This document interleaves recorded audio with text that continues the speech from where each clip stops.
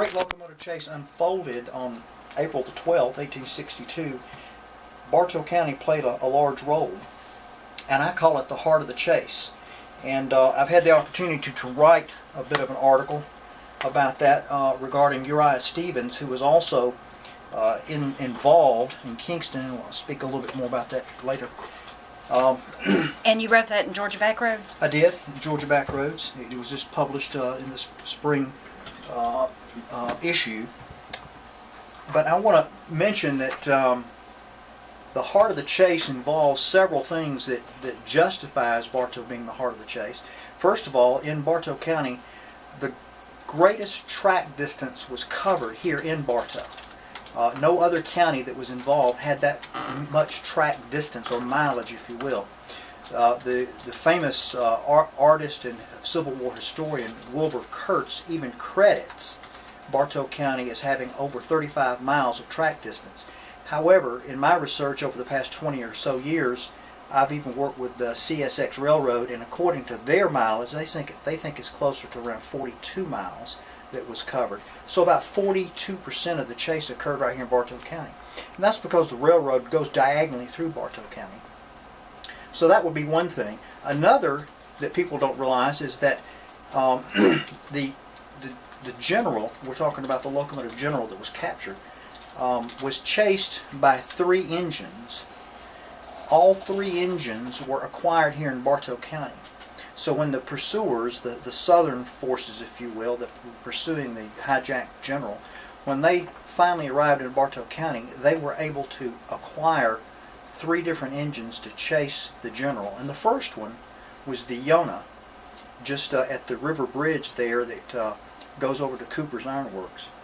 And that was a small yard engine, and they used that one until they got to Kingston. And then in Kingston they were able to pick up the William R. Smith, which they used it until they got almost to Daresville, and then they had to abandon it because of a rail that had been taken up. And then they boarded the Texas, and they continued the chase with the Texas running in reverse. All 3 of those engines were acquired here in Bartow County. Another point is that only in Bartow County did the Raiders, who was headed by James Andrews, use the powder train story, the cover story, if you will. They had to actually engage in some conversation on 2 or 3 moments when they had to stop and talk with some of the people at some of the depots, and they told them at some of the stations and wood stops, well, we are on a special mission to take ammunition to General Beauregard. And so only in this county did they use those stories. And then also in Kingston there was a delay of 1 hour and 5 minutes. And that's the only time that there was such an obstruction, which was all of the traffic that was being pushed south out of Chattanooga congested Kingston there at the Y. And so that was a major problem. That's where Uriah Stevens comes into the story, and he's a Bartow County favorite son, or hero. He was the voice of resistance. He was the only one that really saw through and spoke up and stood up to James Andrews and said, you're not who you say you are. Show me some authority. Show me some paperwork. And so he was the one that was vocal, that really resisted James Andrews. So we need to respect Uriah Stevens for him being so perceptive. But one last thing is that Bartow County can take a great deal of pride in the fact that it was this event, was the very origin and reason the Congressional Medals of Honor were established. At that time, the federal government, the Union forces, had been thinking about some kind of patriotic award, and they created the Medal of Honor, the Congressional Medal of Honor. Mm-hmm. And just because Bartow County was in this event, we can kind of share in that honor. So I think we all should be proud of what the Great Locomotive Chase did and brought to Bartow County.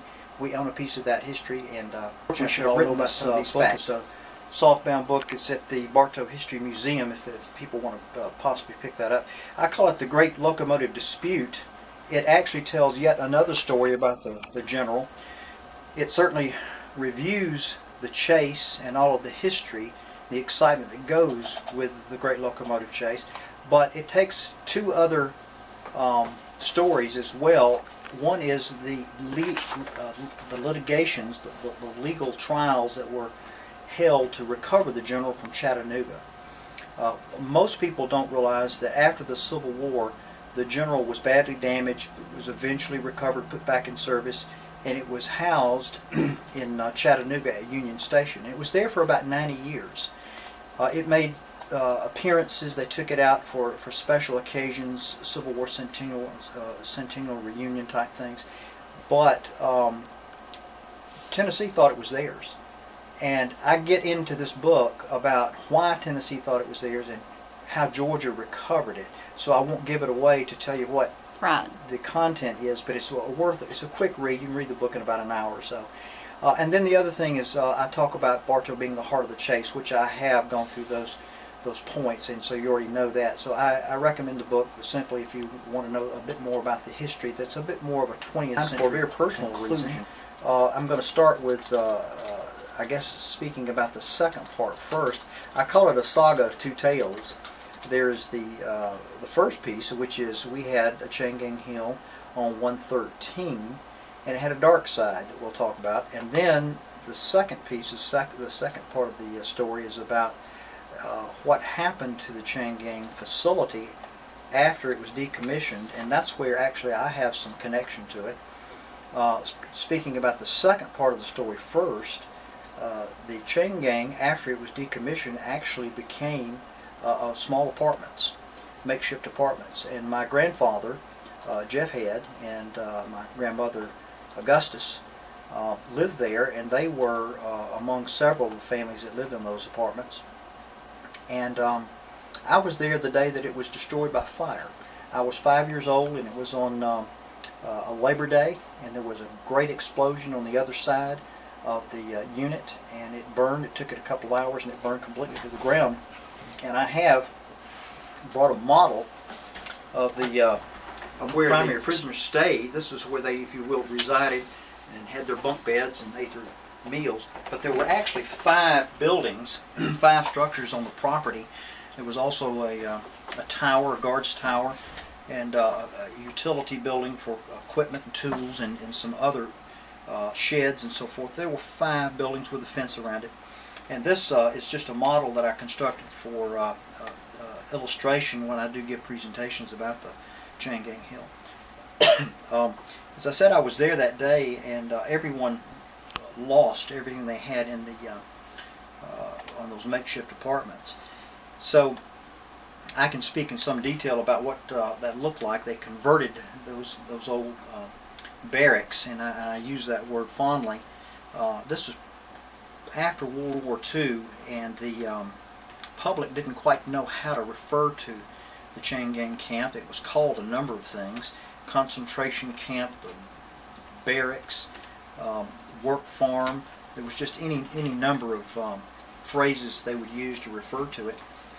So after it was destroyed, ultimately the state of Georgia and the state highway department still had some rights to park their equipment and so forth there, and eventually it is now the location on 113 just west of Ingalls. If you go up the hill, Ace Hardware's on the left, and if you go just a little bit more to the crown of the hill, that's where it was located. And to the right, where Shaw Industries is located there, that would be the location of Chain Gang Hill.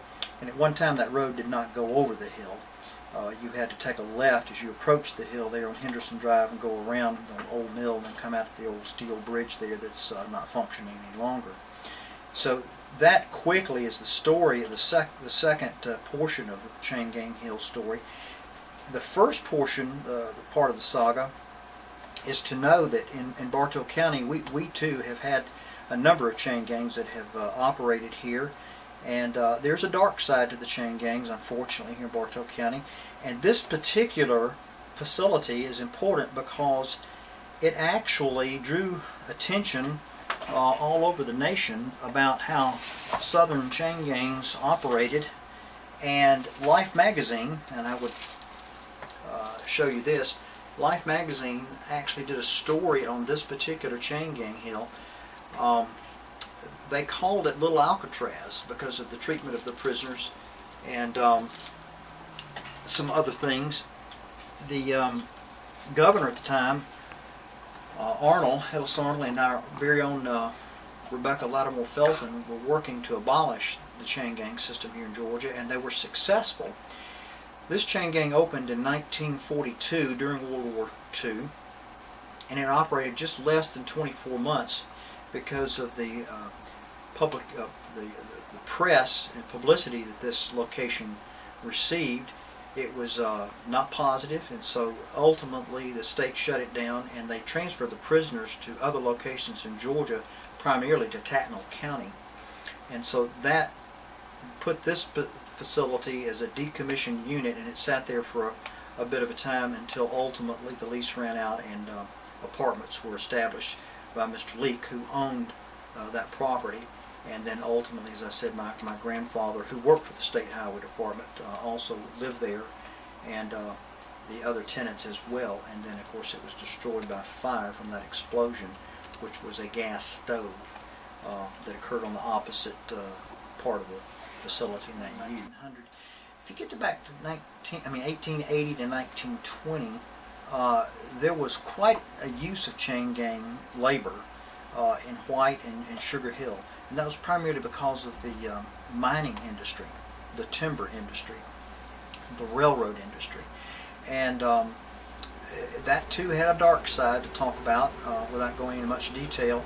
Some of those prisoners or inmates or chain gang people were pressed into service with what's called by the color of the law, which meant properly, and then there was less color of the law, which meant their labor was acquired inappropriately, but still worked, and they were working very hard. It depended on who got them. If they were working on the road system or whatever, it's probably the county highway department. And if it was a large landowner or the railroad or some corporation, mining industry, they may have gotten the labor a little less unofficially. Right.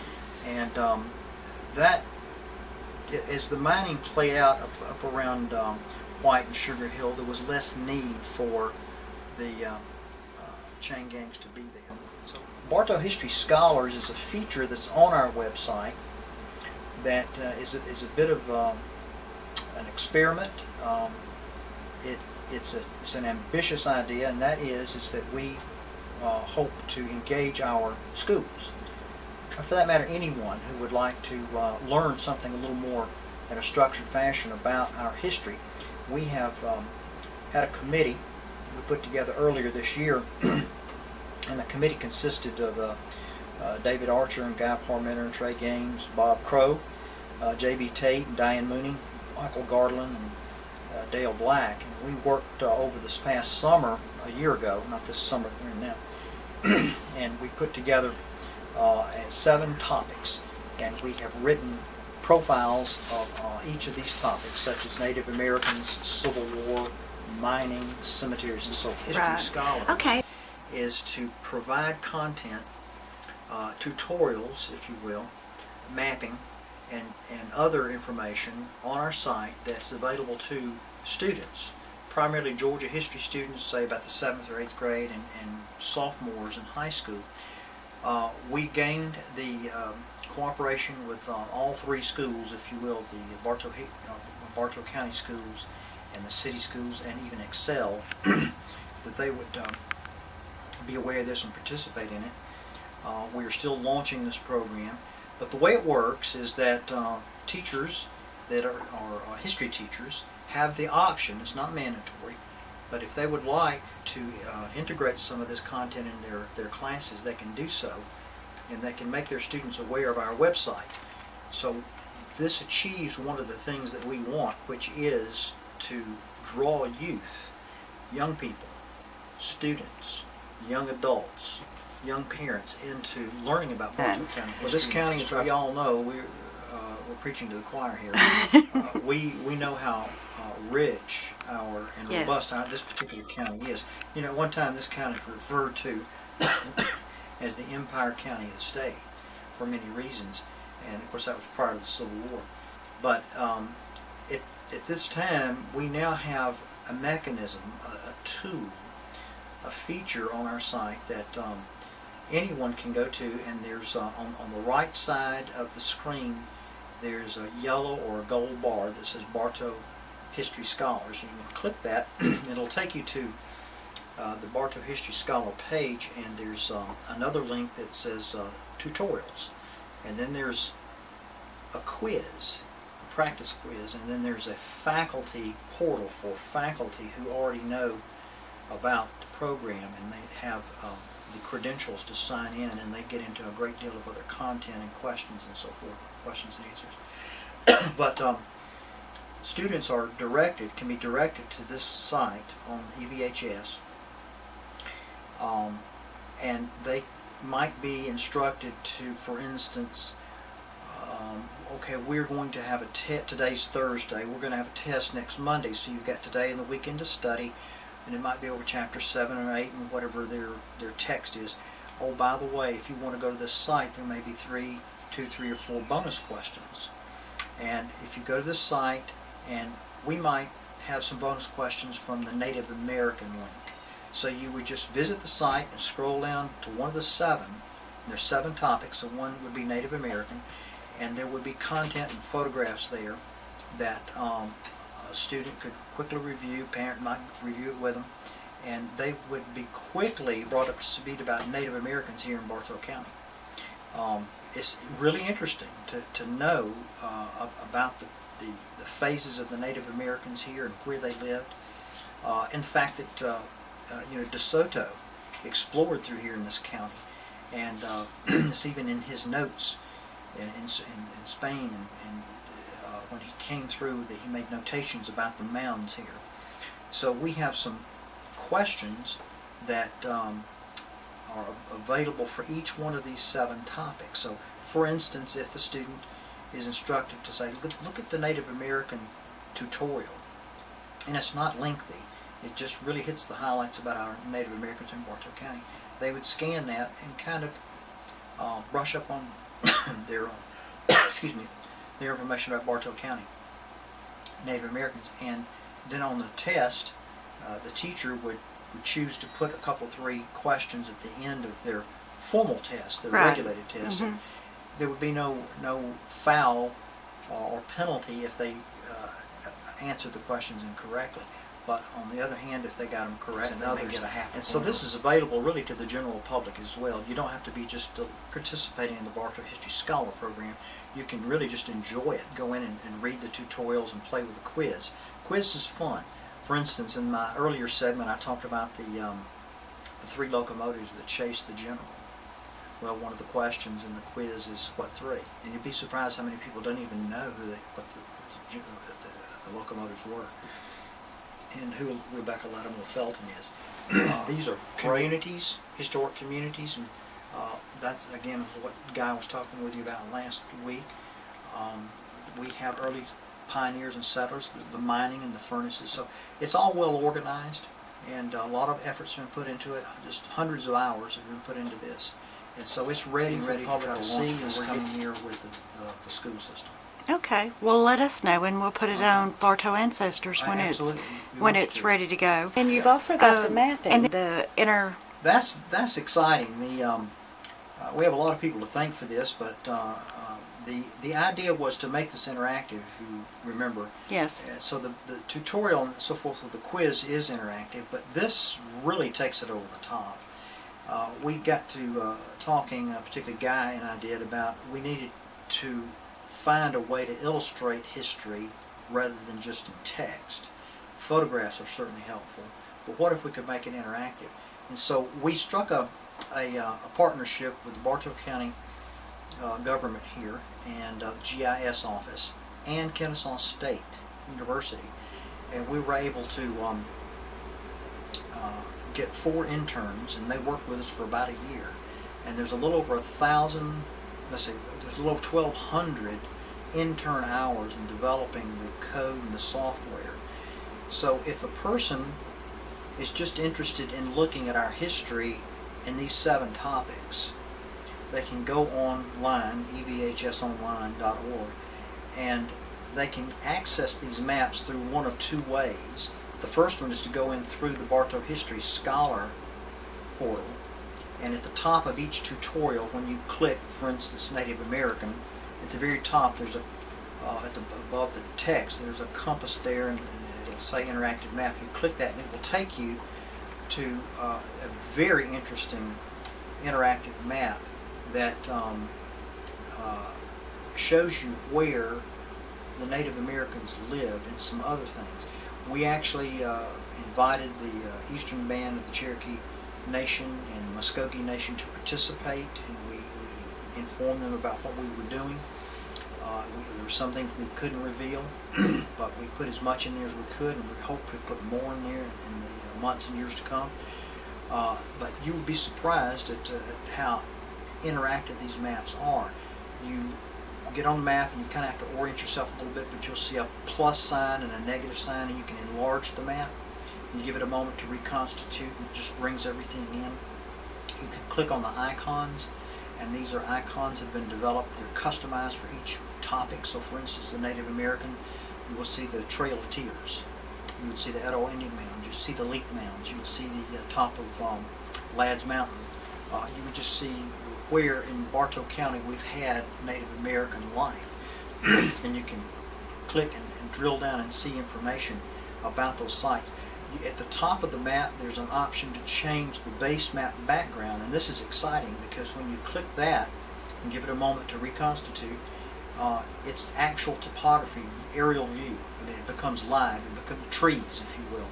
You see the actual roads, and you can drill down and find exactly where things are located. Wow. Now take that and multiply that 7 times. So that's what we've done for the Civil War in Bartow County. And we've done for mining. Now mining is really interesting. Right. If you flip over to those mining maps, you will see where the stone furnaces are located. Yes, I've been on this one. It's it's good. Yeah, It's Thank you. We're excited about that. As you get more information, do you update? Well, we got to get some more interns, but we will. Okay. Absolutely. But I think there's so much there right now. A person could spend quite a number of hours just looking at this. The history of the communities. We talked about that last week, but this just brings it alive. You can see where all these old towns or communities or wide spots in the road were. For instance, where was Corbett? And where was Sophia? Right. Where was Center? Or where is Center? These are places that have just kind of faded away from our history, but this brings it back alive. It'll plot it for you. And there's a little, if you click on the icon, it'll display some text about that so you can read about what was there. These maps are a tremendous new resource for us here in Bartow County. There's nothing that exists like it right now. Where did you get your information from to put on?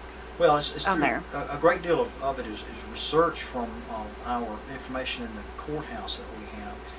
We I guess have interviewed 20 very knowledgeable people.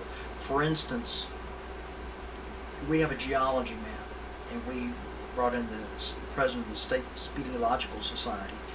And don't you love saying that word? Oh my goodness! I hope I don't have to say it again. Brought him in, and he worked with us, and we agreed to, or he agreed to allow us to generically plot where the caves are in Bartow County. And most people don't know that we have caves. They might have heard of Saltpeter, and that is the most prominent cave. There's a book at the Bartow History Center, and I bought it, and it's full of caves. It is, and it's his book. I think it's his book.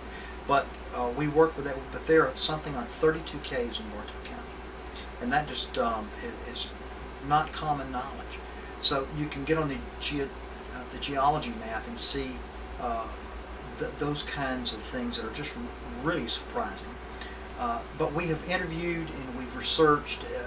The interns have done a tremendous job. I certainly want to give them some credit too. And you've used old maps too, right? Oh, absolutely, all the way back prior to Civil War. Right. But we worked with Robin Pierre at the Bartow GIS office, and Jacqueline Waits and Tim Poe. But then the interns from Kennesaw State were Mike Vest, Judy Maurice, Matt Lloyd, and Robbie Bagby. So they have together, those four people, those four interns have put in over 1,200 hours to make this happen, to write the code and make things interactive for us. They develop customized icons for the railroads, for the mail drops, mail stops, and depots, for the Indian icons, for Native American icons, for the old communities, and for the furnaces. So this is a fun and rich. And they can, isn't it where it can lay over each other? Yes, it's called layering. Right. And it's set up like that. And again, if you learn to click and drill down, and zoom in, zoom out, the more of that you do, then you see other things happen, like lakes appear and streams. Right. Just play with it. Just play with it. And I just got a text here a moment ago that told me Bartow County GIS is offline right now, but we invite you to go and use it and become more familiar graphically with the history of our county. So this is a rich new tool that we've introduced through EVHS, and we want everyone to share in it and use it. It's not restricted to anyone. It's for the public. If you're in China, you can. Right. It's 24/7. That's another thing we wanted to make. I think it's fabulous. So we can teach Bartow County history in the public schools in a bonus credit model, if you will, or you can just, as an adult or whatever, go in and just tutor yourself and see quickly, get some highlights about our history or one of these seven Okay, topics. what's coming up for the Etowah Valley Historical Society? Oh, well, the big thing we have, I would have to mention, is later this month, I think it was around the 20th or so, we're having a special presentation at the Tumlin home there on Etowah Drive toward the Indian Mounds. Henry Tumlin and Lewis and all the Tumlin family, they are early settlers here in Bartow County, and we're going to have an EVHS meeting there, and we expect about 100 or so people there on their home site. And we have a special speaker, Richard Wright, who is going to come and talk about new information he's uncovered.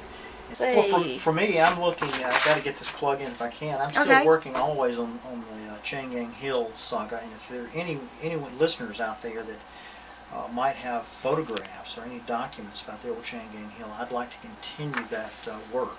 So I'd love for you to get here with a radio station and get with me and let me know what you've got, but I'd like to keep that document working and see if I can expand it a little bit. Also, I'm working on another article. I'm on the front end of it right now about the old Cartersville Casting Company, which was the last family-owned foundry here in Bartow County. And I've got that underway, so if anyone has any photographs or information about the old Cartersville Casting Company. And then, as we've just spoken to, we continue to develop the Bartow History Scholar program and the digital maps for the general public to